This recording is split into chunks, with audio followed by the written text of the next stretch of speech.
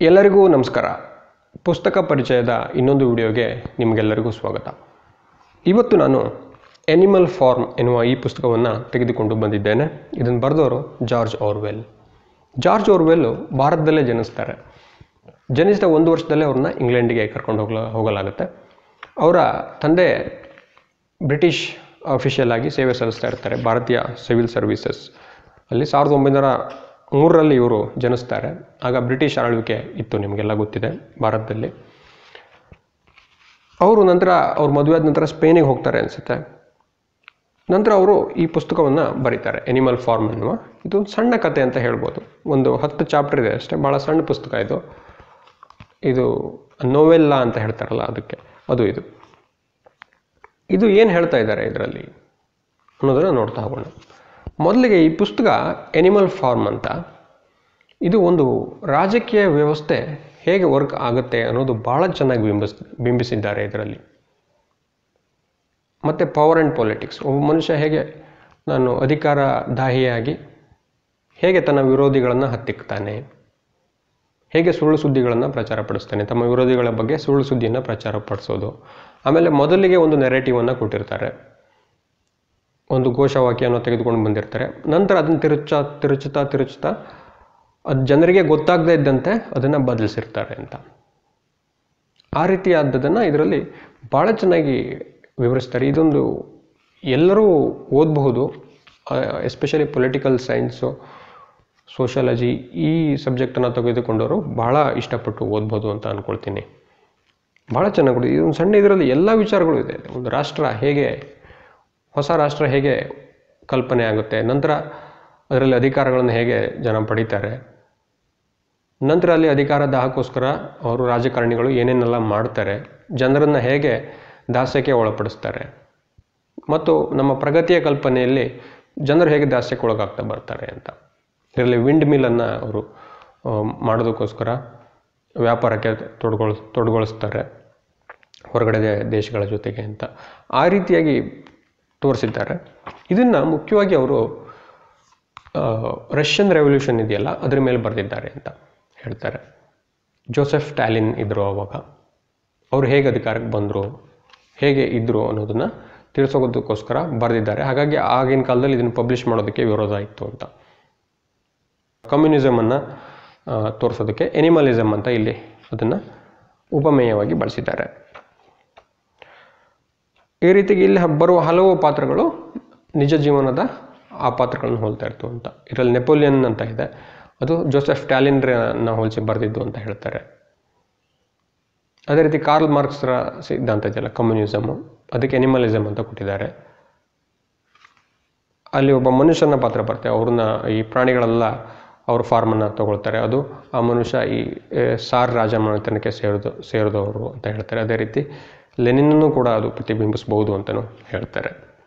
Lenin Stalin ನಿಮ್ಗೆ ಗೊತ್ತಲ್ಲ, ರಷ್ಯಾದಲ್ಲಿದ್ದವರು, ಅವರು ಕಮ್ಯುನಿಸ್ಟ್ ಗೌರ್ಮೆಂಟು. ಮೊದಲು ಲೆನಿನ್ ಅಂತ ಇದ್ದರು, ಆಮೇಲೆ ಸ್ಟಾಲಿನ್ ಬಂದರು. ಇದು ಅಲ್ಲಿ ಹೇಗೆ ಅವರು ಈ ಈಕ್ವಾಲಿಟಿಯನ್ನು ಇಟ್ಟುಕೊಂಡು ಮೊದಲಿಗೆ ಬರ್ತಾರೆ, ನಂತರ ಆ ನೆರೇಟಿವನ್ನು ಹೇಗೆ ಚೇಂಜ್ ಮಾಡ್ತಾ ಬರ್ತಾರೆ ಅಂತ ಅದನ್ನು ಬಹಳ ಚೆನ್ನಾಗಿ ಬಿಂಬಿಸಿದ್ದಾರೆ. ಆಮೇಲೆ ಈ ಏಕವ್ಯಕ್ತಿ ಕೇಂದ್ರಿತವಾದಂತಹ ರಾಜಕಾರಣ ಅದು ಎಷ್ಟು ಅಪಾಯಕಾರಿ ಅನ್ನೋದನ್ನು ಇವರು ಬಿಂಬಿಸಿದ್ದಾರೆ. ಮೊದಲಿಗೆ ಅವರು ಜನಪರವಾದ ಸರ್ಕಾರ ಅಂತ ಬರ್ತಾರೆ.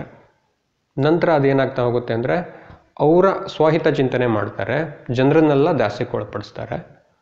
ಆಮೇಲೆ ಅವ್ರ ಮೇಲೆ ಹೊಗಳು ಭಟ್ರು ಇರ್ತಾರಲ್ಲ, ಅವರಿಂದ ಹೊಗಳಿಸ್ಕೊಂಡು ಘೋಷವಾಕ್ಯಗಳನ್ನು ಅವ್ರನ್ನ ಹೊಗಳುವಂತೆ ಬರ್ಸ್ಕೋತಾರೆ. ಅದಿದೆ. ಇದು ಒಟ್ಟು ಕತೆ ಏನು ಅಂದರೆ, ಇದು ಒಬ್ಬ ಮನುಷ್ಯನ ಫಾರ್ಮ್ ಇರುತ್ತೆ, ಅವನ ಫಾರ್ಮಲ್ಲಿ ಈ ಪ್ರಾಣಿಗಳೆಲ್ಲ ಇರುತ್ತೆ. ಆ ಪ್ರಾಣಿಗಳು ಒಂದು ಸಭೆ ಸೇರಿ ಏನು ಮಾಡ್ತಾರೆ, ಈ ಮನುಷ್ಯನ ಹೇಗಾರು ಓಡಿಸಿ ಇದನ್ನು ನಾವೇ ಈ ಫಾರ್ಮನ್ನು ನಿರ್ವಹಿಸೋಣ, ನಮಗೆ ಬೇಕಾದ್ದನ್ನು ನಾವು ಮಾಡ್ಕೊಳ್ಳೋಣ ಅಂತ ಬರ್ತಾರೆ. ಆ ಮನುಷ್ಯನ ಓಡಿಸ್ಕೊಂಡು ಇವರೇ ಇದು ಮಾಡ್ತಾರೆ. ಅಲ್ಲಿ ನೆಪೋಲಿಯನ್ ಮತ್ತು ಸ್ನೋಬಾಲ್ ಅಂತ ಇರ್ತಾರೆ. ನೆಪೋಲಿಯನ್ ಅವರಿಬ್ಬರ ಬಣಗಳು, ಅಲ್ಲಿ ಆ ಮನುಷ್ಯನನ್ನು ಓಡಿಸಿದ ಮೇಲೆ ಅವರಿಬ್ಬರ ಬಣಗಳು ಸ್ಟಾರ್ಟ್ ಆಗುತ್ತೆ, 2 ಬಣ ಉಂಟಾಗುತ್ತೆ. ನಂತರ ನೆಪೋಲಿಯನ್ನು ಸ್ನೋಬಾಲನ್ನು ಓಡಿಸೋದಕ್ಕೆ ಪ್ರಯತ್ನಪಟ್ಟು ಅವ್ರ ಮೇಲೆ ಸುಳ್ಳು ಸುದ್ದಿಗಳನ್ನೆಲ್ಲ ಆಪಾದನೆಗಳನ್ನು ಹೊರಿಸಿ ಅವನನ್ನು ಓಡಿಸ್ತಾನೆ. ನಂತರ ನೆಪೋಲಿಯನ್ ಒಬ್ಬನೇ ಅಧಿಕಾರವನ್ನು ಹಿಡಿತಾನೆ. ನೆಪೋಲಿಯನ್ ಅಲ್ಲಿ ಏನೇನು ಮಾಡ್ದ, ಯಾವ ರೀತಿ ಸುಳ್ಳು ಸುದ್ದಿಗಳನ್ನು ಹಬ್ಬಿಸಿದ, ಸ್ನೋಬಾಲ್ ಬಗ್ಗೆ, ಅವನನ್ನು ಹೇಗೆ ಎತ್ತಂಗಡಿ ಮಾಡಿಸಿದ, ಅದರ ಬಗ್ಗೆ ಎಲ್ಲ ಇದೆ. ನಂತರ ಅಲ್ಲಿ ಪ್ರಗತಿಯ ಕಲ್ಪನೆ ಬರುತ್ತೆ. ಅವನು ಸ್ನೋಬಾಲ್ ಅನ್ನೋನೇ ವಿಂಡ್ ಮಿಲ್ ಮಾಡಬೇಕು, ಅದರಿಂದ ಜನರ ಕೆಲಸ ಕಡಿಮೆ ಆಗುತ್ತೆ ಅಂತ ಹೇಳ್ತಾನೆ. ಅದೇ ರೀತಿ ಅದನ್ನು ಮೊದಲು ಇವರು ವಿರೋಧಿಸ್ತಾರೆ ನೆಪೋಲಿಯನ್ನು, ಆದರೆ ಅದರ ನಂತರ ಮತ್ತೆ ಅವರೇ ಅದಕ್ಕೆ ದುಡ್ಡು ಹಾಕ್ತೀನಿ ನಾನು ಮಾಡೋಣ ಅಂತ ಹೇಳ್ತಾರೆ. ಬಾಕ್ಸರ್ ಅಂತ ಒಬ್ಬ ಇರ್ತಾನೆ, ಒಂದು ಹಾರ್ಡ್ ವರ್ಕರ್ ಆಗಿರ್ತಾನೆ, ಅವನು ವರ್ಕಿಂಗ್ ಕ್ಲಾಸನ್ನು ರೆಪ್ರೆಸೆಂಟ್ ಮಾಡ್ತಾನೆ. ಅವರಿಗೆ ಬಾಕ್ಸರ್ ಅನ್ನೋನಿಗೆ ಏನಾಗುತ್ತೆ ಕಡೆಯಲ್ಲಿ ಅಂದರೆ, ಅವನು ಆರಾಮಿಲ್ಲದೆ ಬಿದ್ದಿರ್ತಾನೆ ಕೆಲಸ ಮಾಡ್ತಾ. ನಂತರ ಅವನನ್ನು ಕಸಾಯಿಖಾನೆಗೆ ಕಳಿಸ್ಬಿಡ್ತಾರೆ ಇವರು ನೆಪೋಲಿಯನ್ ಕಡೆಯವರು. ಅಂದರೆ ಅವನು ಅಷ್ಟು ಹಾರ್ಡ್ ವರ್ಕ್ ಮಾಡಿ ಕೂಡ ಅವನಿಗೆ ಬೆಲೆ ಇಲ್ಲದಿದ್ದಂಗೆ ಆಗುತ್ತೆ ಇದು. ಬಟ್ ಅದನ್ನು ಜನರಿಗೆ ಬಿಂಬಿಸಿದವರು ಕಸಾಯಿಖಾನೆ ಆಸ್ಪತ್ರೆಗೆ ಕಳಿಸ್ತಾ ಇದ್ದೀವಿ ಅಂತ ಹೇಳಿ ಕಸಾಯಿಖಾನೆಗೆ ಕಳಿಸಿ, ಮತ್ತು ಇಲ್ಲಿ ಸುದ್ದಿಯನ್ನು ಹೇಗೆ ಹಬ್ಬಿಸ್ತಾರೆ ಅಂದರೆ ಅವರು ಆಸ್ಪತ್ರೆಯಲ್ಲಿ ಹೋದರು ಈ ರೀತಿಯಾಗಿ ಅಂತ. ಆದರೆ ಅವರು ನಿಜವಾಗ್ಲೂ ಕಸಾಯಿಖಾನೆಗೆ ಕಳಿಸಿರ್ತಾರೆ. ಈ ರೀತಿ ಹಲವು ಸಣ್ಣ ಪುಟ್ಟ ವಿಚಾರಗಳು ಇದೆ. ಹೇಗೆ ಈ ಜನರನ್ನು ಮರಳು ಮಾಡ್ತಾ ಬರ್ತಾರೆ ಅನ್ನೋದನ್ನು ಇವರು ಚೆನ್ನಾಗಿ ವಿವರಿಸಿದ್ದಾರೆ. ಮೊದಲ 7 ಕಮಾಂಡ್ಮೆಂಟ್ಸ್, ಅವರ ಪ್ರಾಣಿಗಳೇ ಮೊದಲು ಒಂದು ಫಾರ್ಮನ್ನು ವಹಿಸ್ಕೋತಾರಲ್ಲ, ಆಗ ನೋಡಿ, what ever goes upon 2 legs is enemy, ಅಂದರೆ ಮನುಷ್ಯರು ನಮ್ಮ enemy. What ever goes upon 4 legs R has wings is A friend. ಯಾರಿಗೆ ರೆಕ್ಕೆ ಇದೆ ಮತ್ತು 4 ಕಾಲುಗಳಿದೆ ಅವ್ರು ನಮ್ಮ ಗೆಳೆಯರು ಅಂತ, ಅಂದರೆ ಪ್ರಾಣಿ ಪಕ್ಷಿಗಳು. No animal shall wear clothes, no animal shall sleep in a bed, no animal shall drink alcohol, no animal shall kill any other animal, all animals are equal. ಈ 7 ತತ್ವಗಳನ್ನ ಇಟ್ಕೊಂಡು ಅವರು ಫಾರ್ಮನ್ನು ರಚಿಸ್ತಾರೆ, ಅವರ ಎನಿಮಲ್ ಫಾರ್ಮ್. ಆ ಫಾರ್ಮಿನ ನೇಮನ್ನು ಎನಿಮಲ್ ಫಾರ್ಮ್ ಅಂತ ಇವರು ಬದಲಿಸ್ಕೋತಾರೆ. ಅಲ್ಲಿ ನಂತರ food shortage ಆಗುತ್ತೆ. ಅವಾಗ ಏನು ಮಾಡಿದರು, ಆಮೇಲೆ ಅಲ್ಲಿ ಆ ಪಿಗ್ಗಳಿರುತ್ತಲ್ಲ, ಪಿಗ್ಗಳು ಅಂದರೆ ಈ ನೆಪೋಲಿಯನ್ ಪಿಗ್, ಅವ್ರುಗಳಿಗೆ ಮತ್ತು ಈ ಕೆಲಸ ಮಾಡುವ ಪ್ರಾಣಿಗಳು, ಇವೆರಡರ ನಡುವೆ ಅಸಮತೋಲನದಿಂದ ಫುಡ್ ಡಿಸ್ಟ್ರಿಬ್ಯೂಷನ್ ಆಗಿರ್ತದೆ ಅಥವಾ ವ್ಯವಸ್ಥೆಗಳ ಡಿಸ್ಟ್ರಿಬ್ಯೂಷನ್ ಆಗುತ್ತೆ. ಆ 7 ಇದೆಯಲ್ಲ, ಅದನ್ನು ಹೇಗೆ ಬದಲಾಯಿಸ್ತಾ ಬರ್ತಾರೆ ಅಂದರೆ ನೋಡಿ, all animals are equal but some animals are more equal than others. All animals are equal but some animals are more equal than others ಅಂತ ಆ ನೆರೆಟಿವ್ನ ಬದಲಿಸ್ತಾರೆ. ಅದೇ ರೀತಿ 4 legs ಗುಡ್ 2 legs ಬೆಟರ್ ಅಂತ ಆಗ್ಬಿಡುತ್ತೆ, ಅಂದರೆ ಮನುಷ್ಯ ಜೊತೆಗೆ ಸಂಪರ್ಕ ಚೆನ್ನಾಗಿ ಅಂತ ಆ ರೀತಿಯಾಗಿದೆ. ಅದೇ ರೀತಿ ಅವ್ರ ಘೋಷವಾಕ್ಯ comrade Napoleon is always right ಅಂತ ಬದಲಾಗುತ್ತೆ. No animal shall drink alcohol in excess ಅಂತ ಏನೋ ಬದಲಿಸ್ತಾರೆ. ಅದೇ ರೀತಿ no animal shall kill any other animal without any reason ಅಥವಾ ಕಾಸ್ ಅಂತ ಬದಲಿಸ್ತಾ ಹೋಗ್ತಾರೆ. ಈ ರೀತಿಯಲ್ಲಿ ಮನುಷ್ಯ ಸಂಪರ್ಕ ಬೇಡ ಅಂತ ಇರ್ತಾರೆ, ನಂತರ ಮನುಷ್ಯ ಸಂಪರ್ಕನೇ ಆಗುತ್ತೆ. ಆಲ್ಕೋಹಾಲ್ ಬೇಡ ಅಂತ ಇರುತ್ತೆ, ನಂತರ ಅದು ಬರುತ್ತೆ. ಈ ಹಂದಿಗಳಿರುತ್ತಲ್ಲ, ಪಿಗ್ಸ್, ಹಂದಿಗಳಿಗೆ ಒಂದು ಬೇರೆ ರೀತಿಯ ಆಹಾರದ ವ್ಯವಸ್ಥೆ ಇರುತ್ತೆ, ಉಳಿದ ಪ್ರಾಣಿಗಳಿಗೆ ಬೇರೆ ವ್ಯವಸ್ಥೆ ಇರುತ್ತೆ. ಅಲ್ಲಿ ಇನ್ಇಕ್ವಾಲಿಟಿ ಸ್ಟಾರ್ಟ್ ಆಗುತ್ತೆ. ಅಲ್ಲಿ 2 ರೀತಿಯ ಕ್ಲಾಸು ಡೆವಲಪ್ ಆಗ್ತಾ ಹೋಗುತ್ತೆ. But all animals are equal ಅಂತ ಹೇಳಿರ್ತಾರೆ, ಬಟ್ ಇಲ್ಲಿ ಇನ್ಇಕ್ವಾಲಿಟಿ ಇರುತ್ತೆ. ಅವರಿಗೆ ವಿಶೇಷ ವ್ಯವಸ್ಥೆ, ಮನುಕುಲ, ಆಸನ ಎಲ್ಲ ಇರುತ್ತೆ. ಬೇರೆ ಪ್ರಾಣಿಗಳಿಗೆ ಅದಿರಲ್ಲ. ಬೇರೆ ಪ್ರಾಣಿಗಳೆಲ್ಲ ಯಾರು ಅಂದರೆ ವರ್ಕಿಂಗ್ ಕ್ಲಾಸು, ಅವ್ರು ಯಾರು ಅಂದರೆ ರೂಲಿಂಗ್ ಕ್ಲಾಸ್. ಅಂದರೆ ಪ್ರೊಲಿಟರೇಟ್ ಬರ್ಜುಯಸ್ ಕಾನ್ಫ್ಲಿಕ್ಟ್ ಇದೆಯಲ್ಲ, ಅದು ಕೂಡ ಇದರಲ್ಲಿ ಹೇಳಿದೆ. ಒಟ್ಟಾರೆಯಾಗಿ ನೀವು ಕಮ್ಯುನಿಸಮ್ಮು ಇದ್ರ ಬಗ್ಗೆ ಎಲ್ಲ ಓದ್ಕೊಂಡಿದ್ರೆ ಇದು ಬಹಳ ಚೆನ್ನಾಗಿ ಅರ್ಥ ಆಗುತ್ತೆ. ರಷ್ಯನ್ ಹಿಸ್ಟ್ರಿ, ಯುರೋಪಿಯನ್ ಹಿಸ್ಟ್ರಿ, ಕಮ್ಯುನಿಸಮ್ಮು ಇದನ್ನೆಲ್ಲ ಓದ್ಕೊಂಡಿದ್ರೆ ಈ ಪುಸ್ತಕ ನಿಮಗೆ ಬಹಳ ಇಷ್ಟವಾಗುತ್ತೆ. ಮತ್ತು ಇದು ಬಹಳ ಸಣ್ಣ ಕಥೆಯಲ್ಲಿ ಅತಿ ದೊಡ್ಡದನ್ನು ಹೇಳಿದ್ದಾರೆ ಅಂತ ನಾನು ಅನ್ಕೋತೀನಿ. ಜಾರ್ಜ್ ಓರ್ವೆಲ್ ಅತಿ ಸಣ್ಣ ಕಥೆಯಲ್ಲಿ ಅತಿ ದೊಡ್ಡದಾದ ವಿಚಾರ ಮತ್ತು ಹಲವು ವಿಚಾರಗಳನ್ನು ಹೇಳಿದ್ದಾರೆ.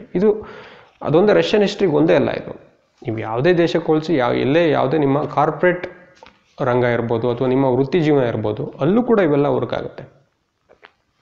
ಹೇಗೆ ನಿಮ್ಮ ವಿರೋಧಿಗಳು ನಿಮ್ಮ ಬಗ್ಗೆ ಸುಳ್ಳು ಸುದ್ದಿ ಹಬ್ಬಿಸ್ತಾರೆ, ನಿಮ್ಮನ್ನು ಎತ್ತಂಗಡಿ ಮಾಡೋಕ್ಕೆ ಏನೆಲ್ಲ ಪ್ರಯತ್ನ ಮಾಡ್ತಾರೆ, ಅದೆಲ್ಲ ನಿಮ್ಗೆ ಗೊತ್ತಾಗ್ತಾ ಹೋಗುತ್ತೆ.